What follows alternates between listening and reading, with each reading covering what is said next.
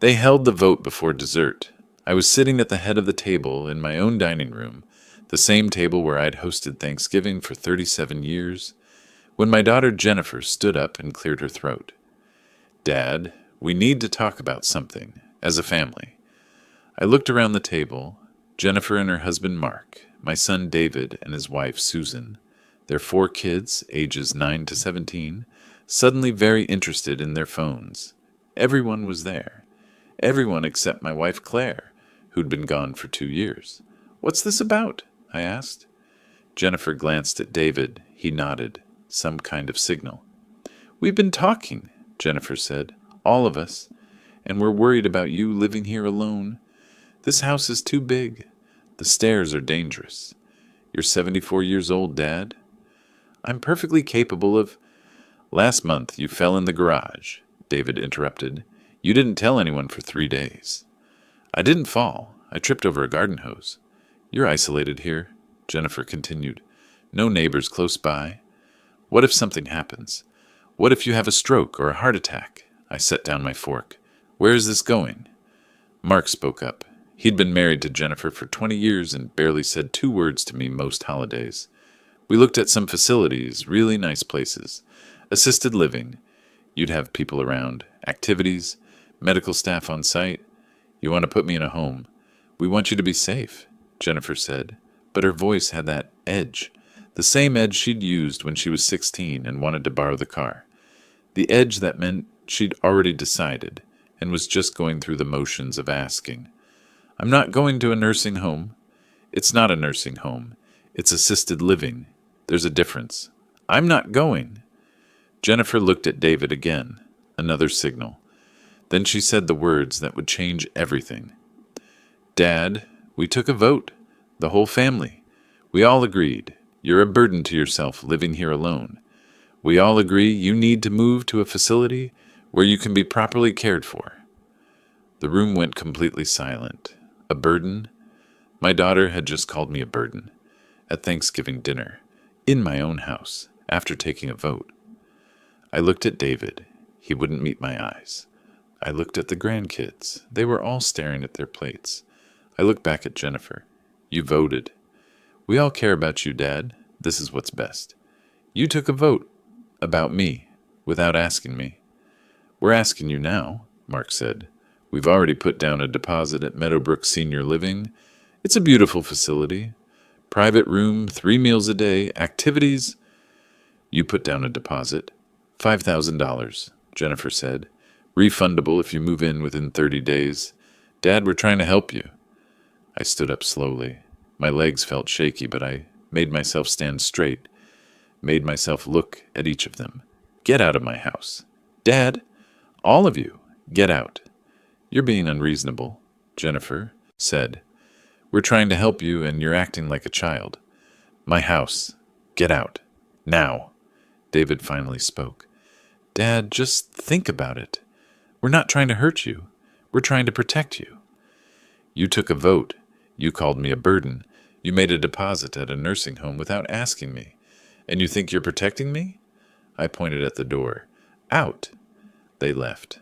All of them. Jennifer crying, Mark angry, David trying to play peacemaker. The grandkids confused and uncomfortable.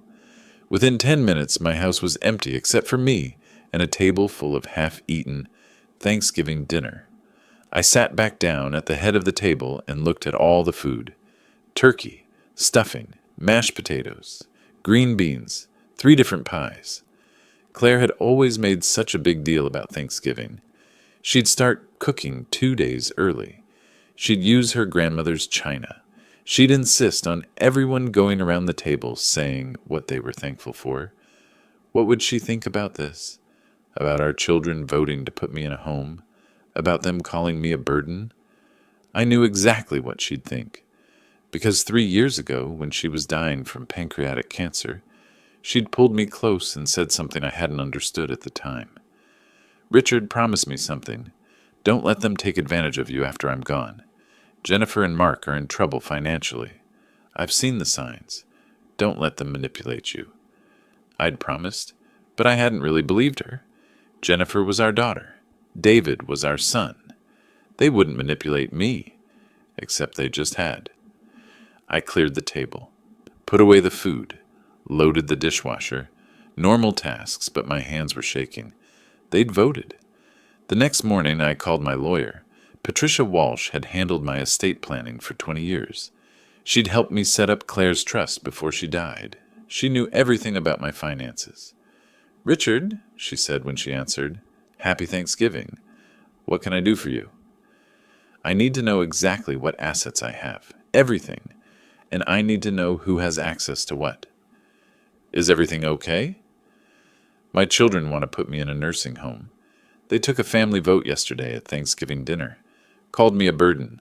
Put down a deposit at a facility." Patricia was quiet for a moment. "I see. When can you come in?" "Today." "It's the day after Thanksgiving." "I know. Can you do it?"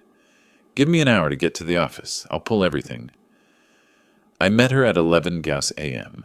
Her office was empty, everyone else taking the holiday weekend off, but Patricia was there with 3 file folders on her desk.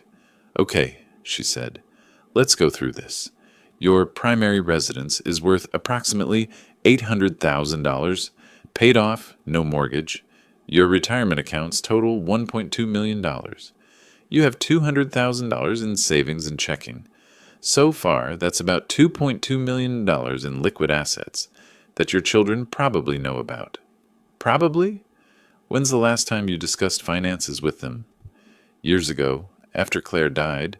Jennifer asked about the estate. I told her the house and my retirement accounts would be split between her and David." Patricia nodded. "That's what they think they're inheriting. But that's not the whole picture, is it?" "No." She opened the second folder. "The commercial property on Riverside, the one you bought in 1995, current value approximately $1.8 million. Rental income of $15,000 a month. Do they know about this?" "No. Claire and I bought it as an investment. We never told the kids.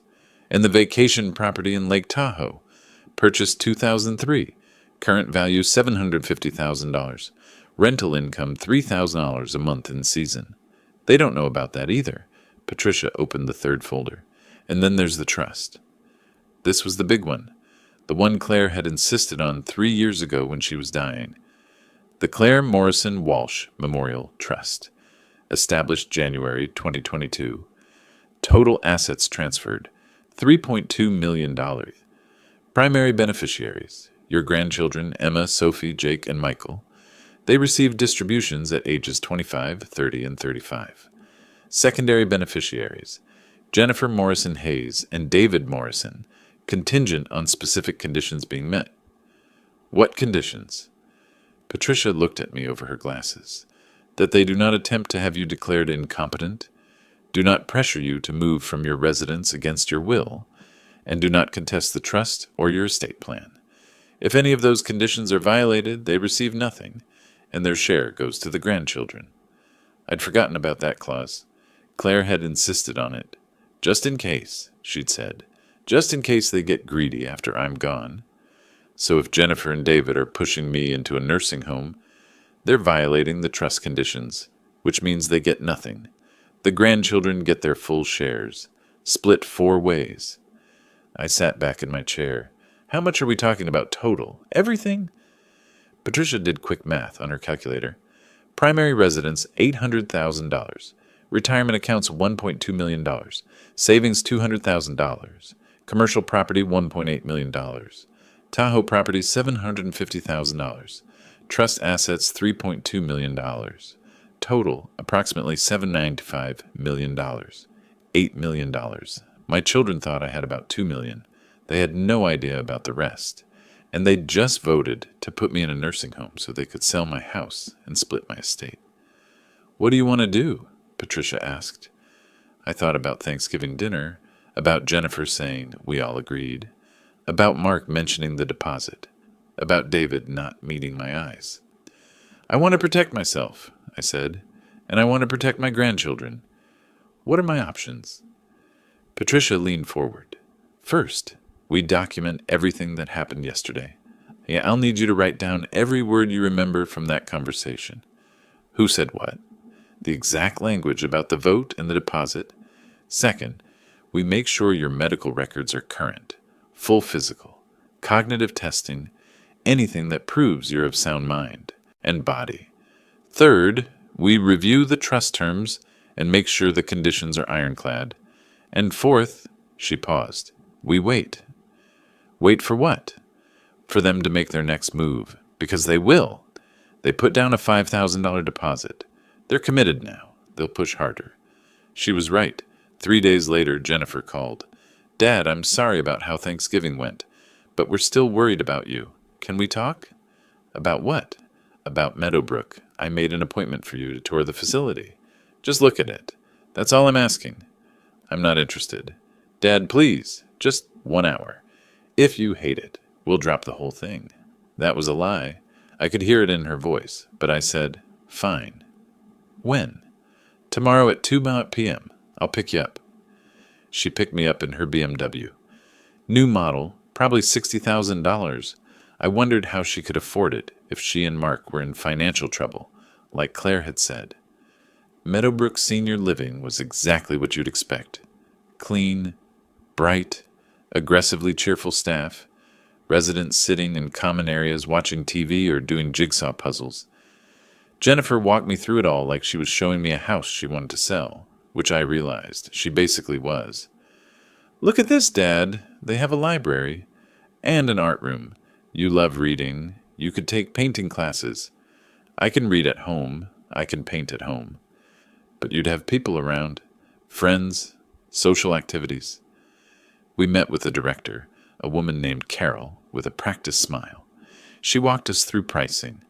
For the level of care we're recommending for your father, we're looking at $6,200 a month. That includes the private room, 3 meals a day, housekeeping, activities, and basic medical monitoring. Jennifer didn't blink. $6,200, that's reasonable. With your father's assets, he could easily afford it. How long do you anticipate him being here? Well, he's 74 and in good health. Could be 10, 15 years. Carol did the math on her tablet. $6,200 a month for 15 years. That's approximately $1.1 million. Of course, rates do increase annually with inflation. Of course. Jennifer was still smiling. I wasn't. I was doing different math. $1.1 million out of what she thought was my $2 million estate, leaving about $900,000 to split between her and David, less than half of what they expected to inherit, unless they were planning something else. Can we talk privately? I asked Carol. Without my daughter? Jennifer's smile froze. Dad, I'm just trying to help. I'd like to speak with Carol alone, please. After Jennifer left, looking hurt and angry, I asked Carol the real questions. If someone moves in here, who has access to their finances? That depends on their cognitive state. If they're competent, they maintain control. If they develop dementia or become incapacitated, their power of attorney takes over. And if they don't have a power of attorney, we strongly recommend all residents establish one before moving in. It makes everything easier if health issues arise. I bet it does. I left without committing to anything. Jennifer drove me home in silence. When we pulled into my driveway, she finally spoke. You're making this so much harder than it needs to be. I'm not going, Jennifer. Dad, you can't stay here alone forever. What happens when you fall again? What happens when you can't drive anymore? When you can't take care of yourself? I'll deal with that when it happens. It's already happening? You're 74 years old? You're isolated? You're a burden, I said quietly. That's what you said at Thanksgiving, that I'm a burden. Her face flushed. I didn't mean it like that. How did you mean it? She didn't have an answer, just said, think about Meadowbrook. Please, we'll talk next week. I watched her drive away in her $60,000 BMW and wondered how much of my money she'd already spent in her head. That night, I called Emma, my oldest grandchild, 17 now, starting to think about college. Smart kid. Claire had always said Emma was going to do something important with her life. Grandpa, how are you? I'm good, sweetheart. How's school? Stressful, SATs coming up, And college applications? Mom's been on me about my essay. What are you writing about? I don't know yet. Mom wants me to write about overcoming adversity or something inspiring, but I don't know if I have anything inspiring to write about. You will. You've got time. I paused. Emma, can I ask you something? At Thanksgiving, when your mom and uncle were talking about the vote, did you know about that beforehand? Silence. Then, yeah. Mom told us a few days before. She said we were all going to talk to you about moving somewhere safer. Did she ask your opinion? Not really. She said it was already decided. We just needed to tell you as a family so you'd take it seriously. I see. Grandpa, I'm sorry. I didn't know what to say. It felt wrong, but Mom said it was for your own good. It's okay, sweetheart. It's not your fault. After we hung up, I sat in my study and looked at the photo on my desk. Claire and me on our 40th anniversary. She was smiling at the camera. I was smiling at her. You were right, I said to the photo. You were right about all of it. The next morning, I called Patricia Walsh again. I want to move forward with everything. Documentation, medical evaluations, trust review. All of it. What changed? They're not backing down. Which means I can't either. If I don't protect myself now, they'll find a way to take control. Power of attorney, incompetency petition, something. And once they have control, I'll lose everything. Okay, I'll start the paperwork today. But Richard, this is going to get ugly. When they find out about the trust conditions, when they realize they're not getting what they expected, it's going to damage your relationship with your children. I know. Are you prepared for that? I looked at Claire's photo again, thought about her final words to me. Don't let them take advantage of you. Yes, I said. I'm prepared. Have you ever been called a burden by your own family? Have you ever watched people you love become people you don't recognize? Share your thoughts below. The medical evaluations came back perfect. Dr. Sarah Chen, my physician of 15 years, ran every test Patricia requested. Cognitive assessment, memory testing, physical examination, medication review. She even had a neurologist do a full workup. Richard, I don't know what's going on with your family, Dr. Chen said as she handed me the results. But according to every measure we have, you're healthier than most 60-year-olds. Your mind is sharp. Your reflexes are good. You're in excellent condition for 74. Can you document that, officially? Already done. I've written a letter stating that in my medical opinion, you have full capacity to make your own healthcare and financial decisions. You're not incapacitated, you're not cognitively impaired, and you don't require supervised living. I took the letter to Patricia. She added it to a file that was getting thicker by the day. This is good, she said. If they try to petition for guardianship or conservatorship, we have current medical evidence that you're competent. Now we wait for their next move. It came 2 weeks later. David showed up at my door on a Saturday morning, alone, without Susan or the kids. He looked tired. Can we talk, Dad? I let him in, made coffee. We sat in the kitchen where I'd raised him, where Claire had taught him to make pancakes, where we'd had 1,000 normal father-son conversations before everything changed. I'm sorry about Thanksgiving, he said. Jennifer was out of line. The whole vote thing was her idea. Mark pushed it too. I should have said something. But you didn't? No, I didn't. He stared into his coffee. Dad, I'm going to be honest with you. Jennifer and Mark are in bad shape financially. Really bad. Mark's business is failing. They're behind on their mortgage. They were counting on... They thought when you eventually passed, the inheritance would bail them out. So they decided to speed up the timeline. He winced. That's not fair. Isn't it? Put me in a home. Sell my house. Get access to my money now instead of waiting for me to die naturally. It's not like that. Then what is it like, David? He couldn't answer. Just sat there looking miserable. David, let me ask you something. Do you know how much money I have? I mean, roughly. The house is worth maybe $800,000. Your retirement account's probably around $1 million. Social Security, pension, you're comfortable. And that's it? That's all you think I have? Well, yeah, isn't it? I almost felt sorry for him. Almost. What if I told you there's more? Significantly more? His eyes widened. How much more? Enough that I don't need you or Jennifer to manage my finances. Enough that I'm not a burden to anyone. Enough that if you'd just asked me for help instead of trying to control me, we could have had a very different conversation. Dad, I don't understand. If you have money, why didn't you help Jennifer when she asked 2 years ago? Jennifer asked me for money? Yeah. She said you told her no, that you said she and Mark needed to fix their own problems. That was a lie. Jennifer had never asked me for money. She'd never told me about their financial troubles. Just like Claire had predicted, they'd been hiding it, waiting for the inheritance. David, I want you to do something for me. I want you to ask Jennifer to show you the trust documents from your mother's estate. Ask her if she's read them recently. Why? Just ask her, and then call me. We'll talk. He left looking confused. I knew what would happen next. He'd ask Jennifer. She'd say there were no special trust documents, just the standard estate paperwork. And she'd be lying, either because she'd never bothered to read what Patricia had sent her 3 years ago, or because she had read it and knew exactly what conditions she was violating.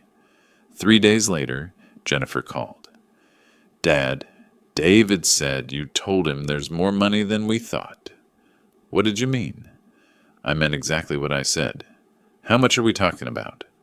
That's not really your concern right now. Not my concern. Dad, I'm your daughter. If you have assets we don't know about, we should know. For estate planning purposes. For estate planning purposes, you should read your mother's trust documents, the ones Patricia Walsh sent you in 2022. Silence. A long one. I don't know what you're talking about, she finally said.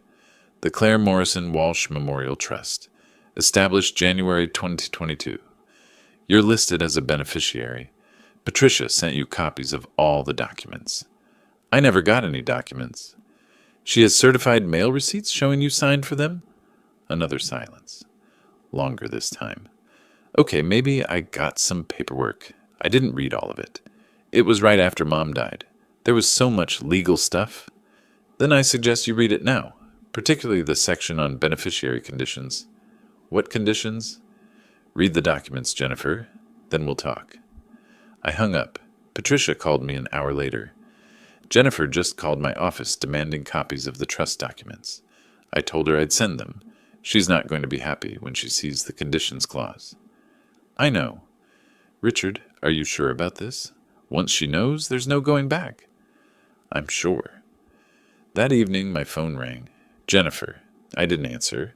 She called 6 more times, left voicemails that progressed from confused to angry to desperate.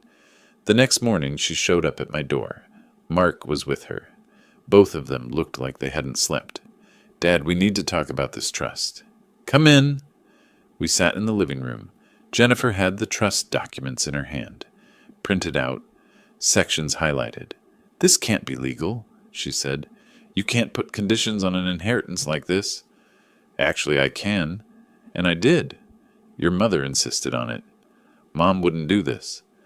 Your mother knew you and Mark were having financial problems.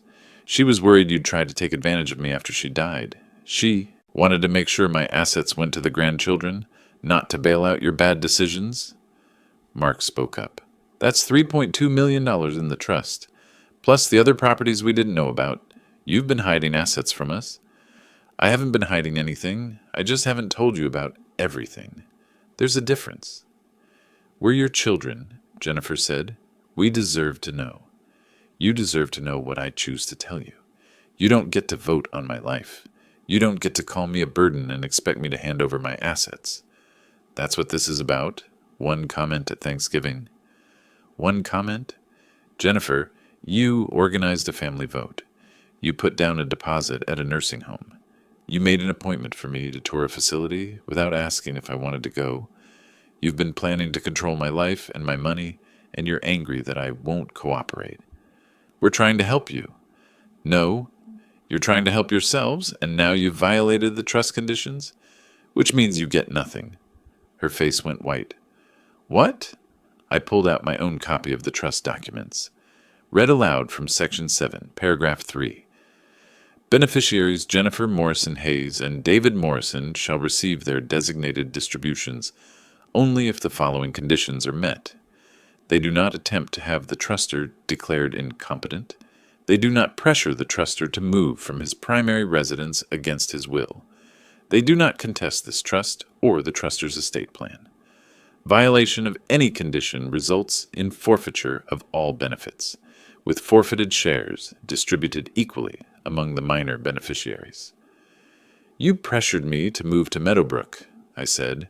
You took a family vote declaring me a burden. You made plans for my life without my consent. You violated the conditions. The trust goes to Emma, Sophie, Jake, and Michael. You get nothing. Mark stood up. This is bullshit. We'll contest this. No court is going to uphold conditions like that. Actually, they will. Trust law is very clear. As long as I'm competent, which I am, as documented by Dr. Chen, I can structure my estate however I want, and your wife just violated the terms. Dad, please. Jennifer was crying now. We're desperate. The business is failing. We're going to lose the house. We need help. Then you should have asked for help. Instead, you tried to take control. We can fix this. We'll back off. We won't mention Meadowbrook again. Just please don't cut us out. It's too late. The moment you took that vote, the moment you called me a burden, you triggered the forfeit clause. It's done. They left. Jennifer sobbing, Mark furious. I watched them drive away and felt exactly nothing. The next week was quiet. Too quiet. I knew it wouldn't last. It didn't. David called on Friday. Dad, we need to meet. All of us. Family meeting. I'm not interested. Please, just hear us out. We have a proposal. Against my better judgment, I agreed. Patricia told me not to, but I said yes. Anyway, maybe some part of me still hoped we could fix this. They came to my house on Saturday. Jennifer, Mark, David, Susan. No kids this time.